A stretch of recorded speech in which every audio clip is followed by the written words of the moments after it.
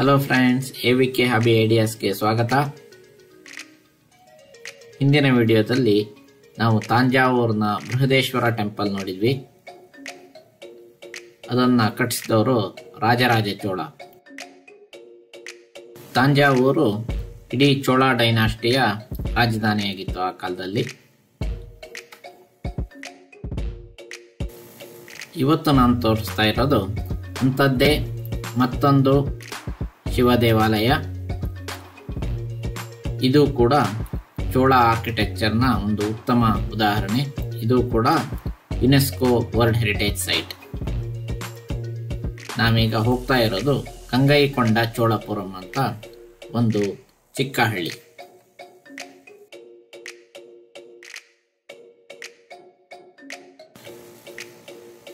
ರಾಜರಾಜ ಚೋಳನ ಮಗನ ಹೆಸರು ರಾಜೇಂದ್ರ ಚೋಳ. ರಾಜೇಂದ್ರ ಚೋಳ ಚೋಳ ಡೈನಾಸ್ಟಿಯನ್ನ ಇನ್ನಷ್ಟು ವಿಸ್ತಾರ ಮಾಡ್ತಾನೆ. ಇವನ ಕಾಲದಲ್ಲಿ ಚೋಳ ಡೈನಾಸ್ಟಿ ಬರೀ ತಮಿಳುನಾಡಲ್ಲ, ಇಂಡೋನೇಷ್ಯಾ, ಮಲೇಷ್ಯಾ, ಲಕ್ಷದ್ವೀಪ ಮತ್ತು ಮಾಲ್ಡೀವ್ಸ್ ವರೆಗೂ ಹಬ್ಬಿತ್ತು ಮತ್ತು ಶ್ರೀಲಂಕಾವನ್ನ ಸಂಪೂರ್ಣವಾಗಿ ಇವನು ಕ್ಯಾಪ್ಚರ್ ಮಾಡಿದ್ದ. ಅದರ ಜೊತೆಗೆ ಇವನು ನಾರ್ತ್ ಇಂಡಿಯಾ ಮೇಲೂ ದಂಡೆತ್ತಿ ಹೋಗ್ತಾನೆ. ನಾರ್ತ್ ಇಂಡಿಯಾದಲ್ಲಿದ್ದ ಪಾಳ ಡೈನಾಸ್ಟಿ ಅಂದರೆ ಈಗಿನ ಬಿಹಾರದ ಪ್ರದೇಶವನ್ನ ತನ್ನ ವಶಕ್ಕೆ ಪಡ್ಕೊಳ್ತಾನೆ. ಅಲ್ಲಿಂದ ಗಂಗಾ ನೀರನ್ನ ಅವನು ಹಡಗುಗಳ ಮುಖಾಂತರ ತಂದು ಇಲ್ಲಿನ ಶಿವಲಿಂಗಕ್ಕೆ ಅಭಿಷೇಕ ಮಾಡ್ತಾನೆ.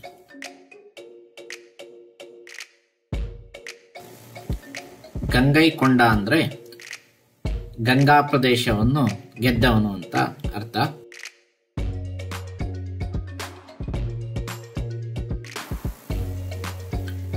ಇದೇ ರಾಜೇಂದ್ರ ಚೋಳ ಇಲ್ಲಿ ಒಂದು ದೊಡ್ಡ ನಗರವನ್ನು ಕಟ್ಟಿ ತಾಂಜಾವೂರಿನಿಂದ ಕ್ಯಾಪಿಟಲ್ ಸಿಟಿಯನ್ನ ಗಂಗೈಕೊಂಡ ಚೋಳಪುರಕ್ಕೆ ಶಿಫ್ಟ್ ಮಾಡ್ತಾನೆ.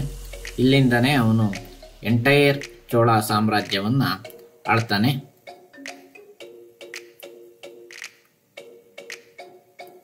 ಈ ದೇವಾಲಯವನ್ನು ಕೂಡ ಬೃಹದೇಶ್ವರ ದೇವಾಲಯ ಅಂತಲೇ ಕರೀತಾರೆ. ತಾಂಜಾವೂರಿನಲ್ಲಿದೆಯಲ್ಲ, ಅದೇ ರೀತಿ ಇದನ್ನು ಸಹ ಕಟ್ಟಲಾಗಿದೆ. ಆದರೆ ಅಷ್ಟು ದೊಡ್ಡ ದೇವಸ್ಥಾನ ಅಲ್ಲ, ಸಣ್ಣ ದೇವಸ್ಥಾನ. ಆದರೆ ಆರ್ಕಿಟೆಕ್ಚರ್ ಎಲ್ಲದು ಅದನ್ನೇ ಹೋಲುತ್ತೆ. ಇದು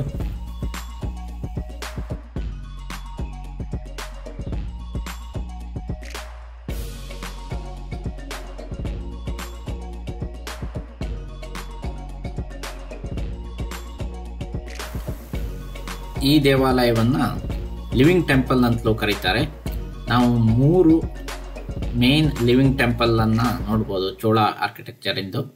ಒಂದು ತಾಂಜಾವೂರಿನ ಬೃಹದೇಶ್ವರ ದೇವಾಲಯ, ಮತ್ತೊಂದು ನಾನೀಗ ತೋರಿಸ್ತಾ ಇರೋ ಗಂಗೈಕೊಂಡಂ ಬೃಹದೇಶ್ವರ ದೇವಸ್ಥಾನ, ಇನ್ನೊಂದಿರೋದು ಕುಂಭಕೋಣಂ ಪಕ್ಕದಲ್ಲಿರೋ ಐರಾವತೇಶ್ವರ ದೇವಸ್ಥಾನ, ದಾರಾಸುರಂ ಅಂತ ಕರೀತಾರೆ. ಈ 3 ವರ್ಲ್ಡ್ ಹೆರಿಟೇಜ್ ಸೈಟ್ಗೆ ಸೇರಿಸಲಾಗಿದೆ.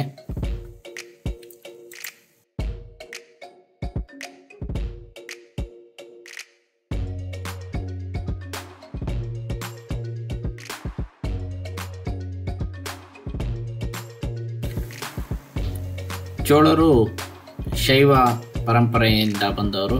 ಇವರು ಶಿವನ ಆರಾಧಕರಾಗಿದ್ದರು.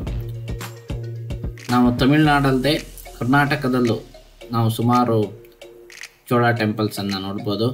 ಬೆಂಗಳೂರಿನಲ್ಲಿರೋ ಸೋಮೇಶ್ವರ ದೇವಾಲಯ, ಇದು ಹುಲ್ಸೂರಲ್ಲಿದೆ. ಅದೇ ರೀತಿ ಬೇಗೂರಿನಲ್ಲಿ ನಾಗೇಶ್ವರ ದೇವಸ್ಥಾನ ಇದೆ. ನೀವು ನಂದಿ ಬೆಟ್ಟ ಪಕ್ಕದಲ್ಲಿ ಒಂದು ನಂದಿ ಗ್ರಾಮ ಅಂತ ಬರುತ್ತೆ, ಅಲ್ಲೂ ಕೂಡ ಭೋಗನಂದೀಶ್ವರ ದೇವಸ್ಥಾನ ಇದೆ. ಇದೆಲ್ಲವೂ ಕೂಡ ಚೋಳ ಆರ್ಕಿಟೆಕ್ಚರ್ನ ಒಂದು ಉತ್ತಮ ಉದಾಹರಣೆ.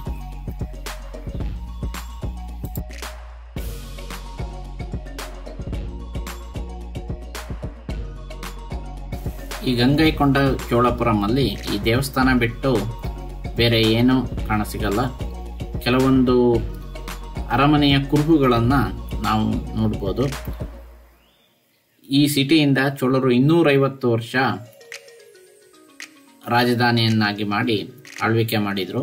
ಆದರೆ ಈ ಸಿಟಿ ಯಾಕೆ ಡಿಸ್ಟ್ರಕ್ಷನ್ ಆಯಿತು, ಯಾಕೆ ಹಾಳಾಯಿತು ಹೇಳೋದು ಯಾರಿಗೂ ಗೊತ್ತಿಲ್ಲ. ಈಗ ಉಳಿದಿರೋದು ಮಾತ್ರ ಈ ಸುಂದರವಾದ ದೇವಸ್ಥಾನ ಮಾತ್ರ.